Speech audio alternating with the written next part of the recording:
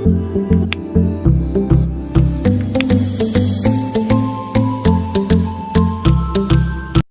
morning everyone. Today we will be studying chapter number 7, sound. Okay, we already had sound in class 7 syllabus. We'll revise what I have done. Okay, so before that, what is the source of production of sound? You all know the answer. The source of production of sound is vibrating body. Okay, sound is only produced when there is a vibration in a body. For example, right now when I'm speaking, my vocal cord is vibrating, isn't it? When I'm knocking at this whiteboard, the molecules present in this whiteboard vibrates, and then the sound is produced. Okay, what is sound? Sound is a form of wave.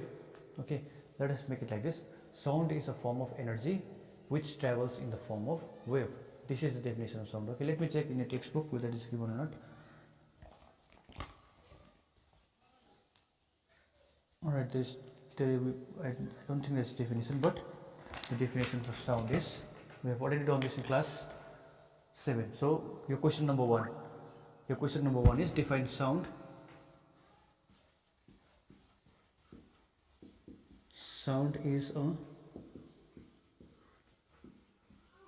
form of energy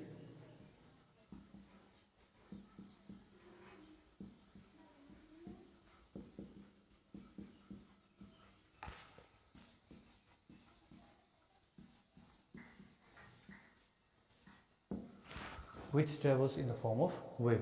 This will be a question number 1. Write on this answer. Okay, in exercise book. Your question will be define sound, and this will be answer. Next question will be, what is the source of production of sound? The next question number 2 will be, what is the source of production of sound? The source of production of sound is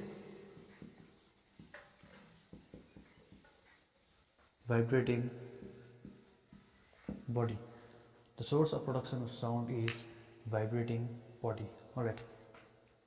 Now one important thing which I would like to highlight out here is which travels in the form of wave. Now we know sound travels in the form of wave. Okay, sound travels in the form of wave. Now I want you to look at page number 92. Yes, there's a diagram. Okay, and the heading is written as terms related to the sound wave. Okay, I want you to check that diagram, and I want you to make the diagram in your copy, right? That will be your number 3, question number 3.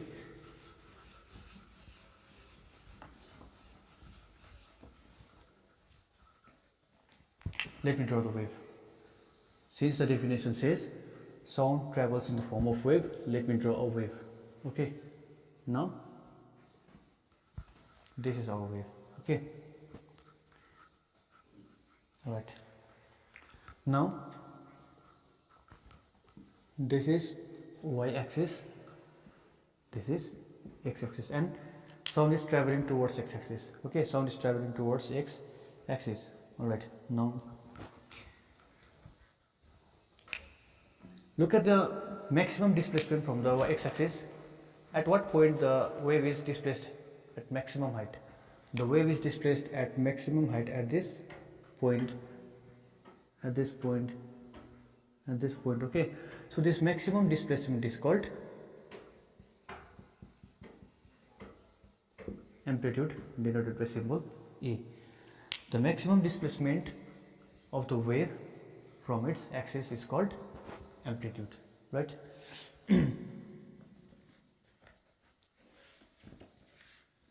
Let me check in your book once. Okay, it's not given in detail.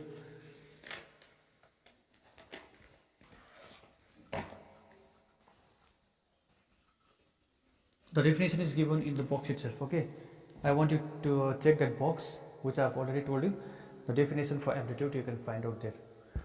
So the amplitude is maximum displacement of the wave from the x-axis, and next will be, what is a wavelength?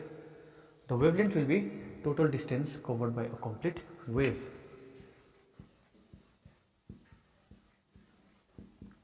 Wavelength denoted by this symbol, it is called lambda. Okay, Wavelength is denoted by this symbol. This symbol, the name of this symbol is lambda, L-A-M-D-A, lambda. Okay, this denotes wavelength. Now, wavelength is the distance traveled by a complete wave, one complete wave. You know how much is one complete wave? We have already studied this in class 7. Start from here until here. So from here to here we have one complete wave, and the distance traveled by this complete wave is called lambda or wavelength. Okay, it is a wavelength. Now number 3 is your frequency. Frequency is number of vibration taking place in 1 second. This is also revision from class 7. Okay, and next you have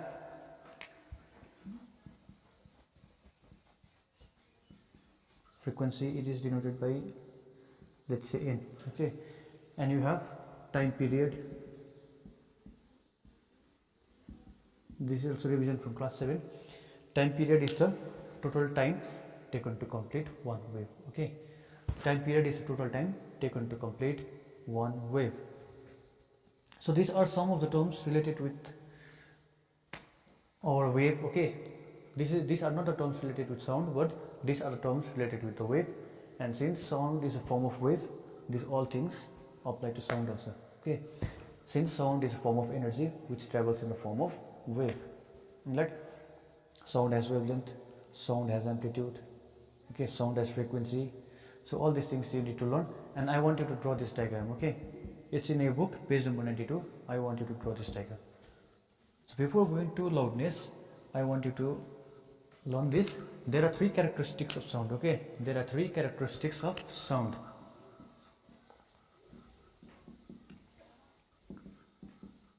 This is very, very important. You have to learn this in class 10 also. There are 3 characteristics of sound. Number 1 is loudness. Number 2 is pitch, and number 3 is quality. There are 3 characteristics of sound: loudness, pitch, and quality. We'll learn this one by one. Okay, so our first one is loudness. So what is loudness? Loudness is the characteristic property of sound. The definition is given in the book itself, which distinguishes a feeble sound from a loud one with the same frequency. Okay, if the two sounds have same frequency, we can distinguish between the two sounds by their loudness. Okay, now loudness depends upon what is the factor upon which loudness depends. Let me draw 2 waves. This is my wave number A. Okay, wave A. This is my wave B. Both of them are sound wave. Let us assume both of them have same frequency. Okay, let us assume this. Now look at the amplitude. Which one has higher amplitude? Higher amplitude for sound A or sound B? Of course, this sound has higher amplitude because the displacement is more. Okay, since this sound has higher amplitude, it will be louder than this. Okay, so sound with higher amplitude will be louder, sound with lower amplitude will be feeble. So what is the factor upon which loudness depends? Loudness depends upon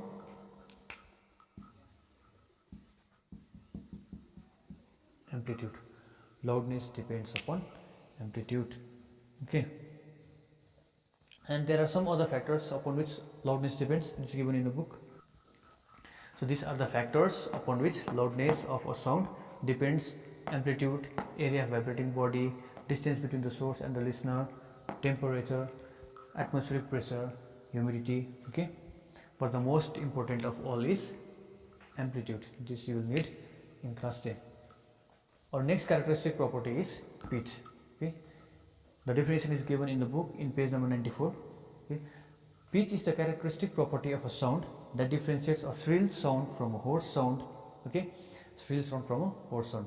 For example, when we say high pitch, think about shrillness. Okay, for example, there are 2 persons, one is a girl and one is a boy.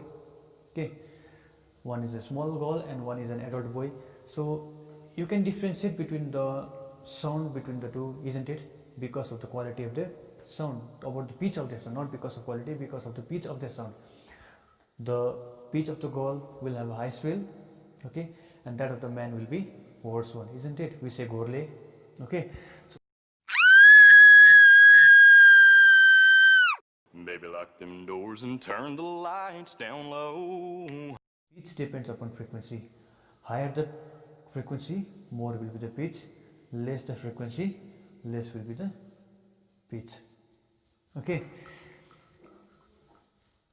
Right, and so suppose you have two waves, wave A and wave B. Okay, look at this. This is a wave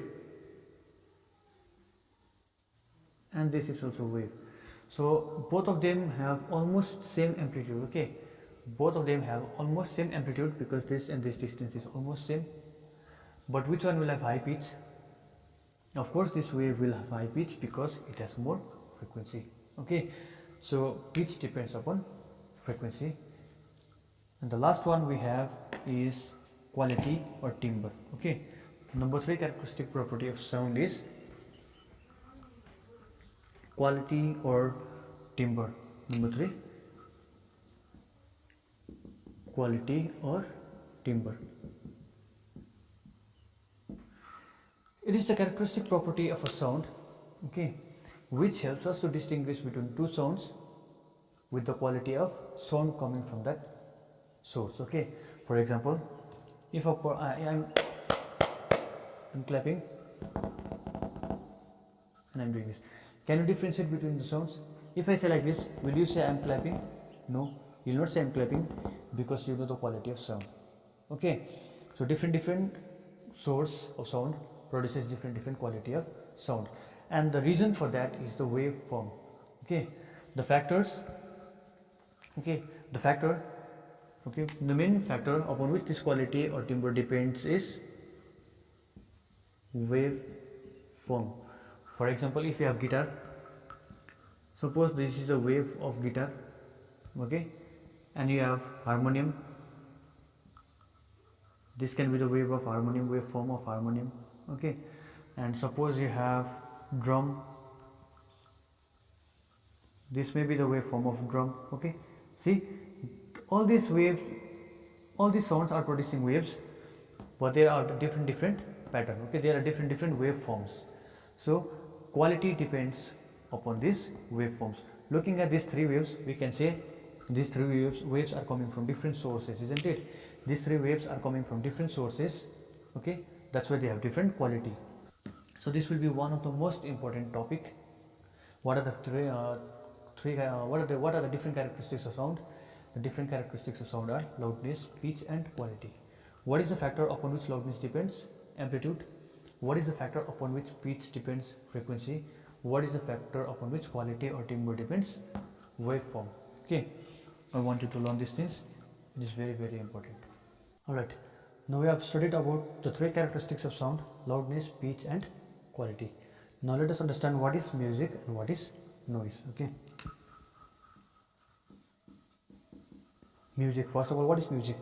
Music is the sound, okay, which is soothing to hear, okay, which is pleasant to our ear. Okay, the sound which is pleasant to our ear and which is soothing is called music. Okay? And music has a definite pattern in the waveform. For example,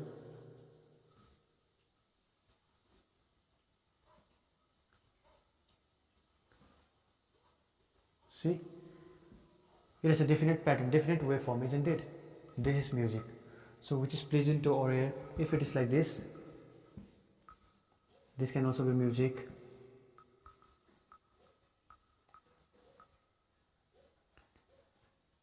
Since it follows different pattern or it has a definite waveform, it is called music, which is soothing to our ear and which is pleasant. Okay, now opposite of music is noise, the one which is very disturbing and irritating. Okay, the sound which is very what do you call, unpleasant to our ear, those are called noise. And what would be the waveform of noise? It will be very irregular. Okay, it does not have definite pattern. Suppose if it is like this, see, it does not have any pattern, so it is very irregular. So this type of waveform produces noise. Okay, it is disturbing, unpleasant to our ear. So the most important question from this section will be distinguish between music and noise. Okay, distinguish between music and noise. Now, musical instruments, I'll go very quickly, okay, through these topics because these are the topics which I have already studied in class 6 and 7. Musical instruments are those instruments which produces sound. Okay, and there are different types of musical instruments. Number one, wind instrument, example flute, okay, saxophone, all those instruments which produces sound because of the vibration of the air particles inside the instrument are called wind instrument, example flute. Okay, next is our stringed instruments which produces sound because of vibration of strings, guitar, isn't it, sitar, etc. And next, percussion.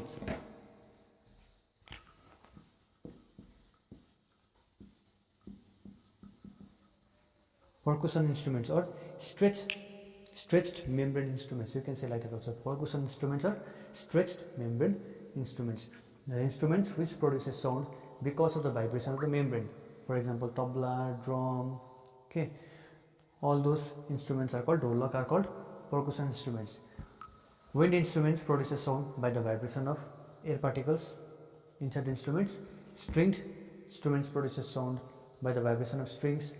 Percussion instruments produces sound by the vibration of stretched membrane. Okay, so these are the things which I have already studied in junior classes.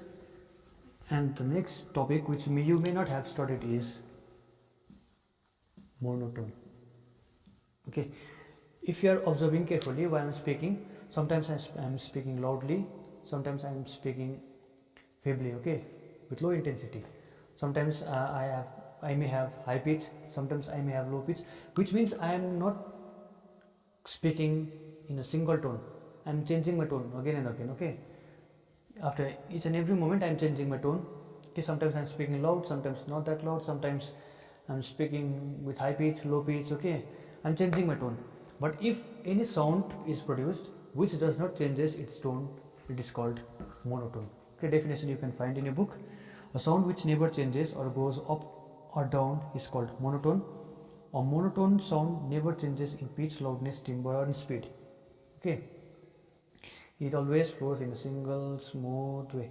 It does not change its amplitude, it does not decrease its amplitude. Okay, it does not increase or decrease its frequency, it is always constant. So this is called monotone. Alright, our next topic, hopefully last topic, is unit of loudness. Loudness is measured by a unit called decibel, decibels, decibel. Okay, unit of sound is, unit of loudness or unit of intensity of sound, you can call it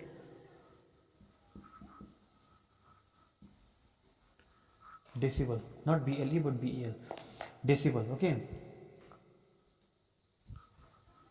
its symbol is D small capital B. The unit of the symbol of decibel is D small B capital. Okay, and you can see in your book, human ears can pick up sound from 10 decibel to 180 decibel. Okay, we can detect the sound from the range of 10 decibel to 180 decibel. Okay, and the sound between 50 decibel and 60 decibel is considered normal. The normal sound, okay, it does not give that much pressure to our ear. We don't have to listen like this, we don't have to go far. Okay, the normal sound will be from 50 decibel to 60 decibel for human ear. Okay, and if the sound is of 80 decibel, it can be harmful to our ears. If the sound is above 80 decibel, it can be harmful to our ears, and if it crosses 120 decibel, mostly it may cause permanent damage to our ear. Okay, if we are exposed to a sound of decibel higher than 120 decibel, okay, for if we are exposed to that sound level for a long period of time, it may permanently damage our sense of hearing. Right, so with this we have completed the theory section, and for homework, okay, I'll be following up, or I'll be writing up later on what will be your homework.